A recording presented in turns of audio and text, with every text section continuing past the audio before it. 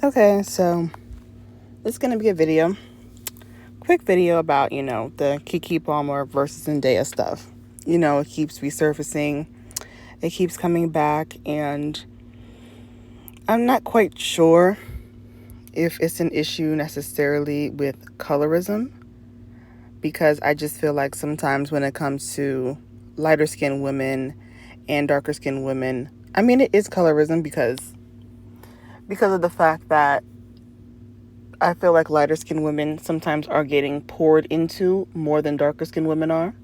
I feel like dark skinned women don't get as much advice as light skinned women do. So that can really be an issue. But I also just feel like, Zendaya also started on Disney. And Disney normally gives everybody this machine. So even if you can't sing or dance, Disney is always going to have that machine to back you up.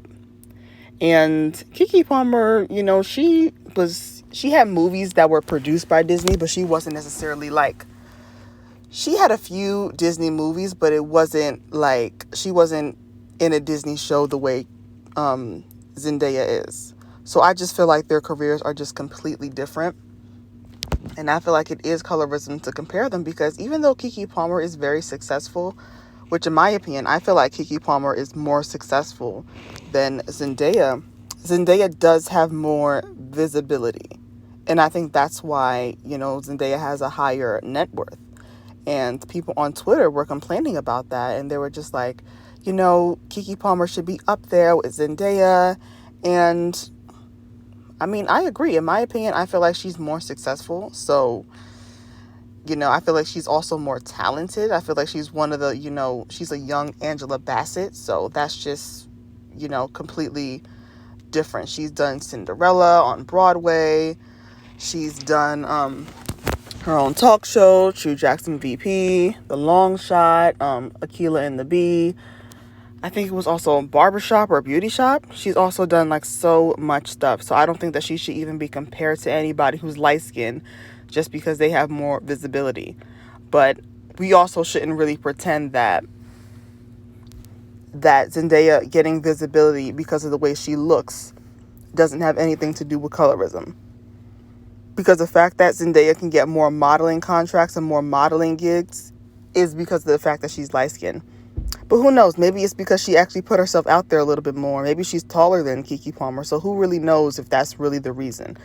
I think that's sort of the reason, Because I feel like yes and no, it's colorism, but at the same time it's not. Because I feel like Keke Palmer is more successful.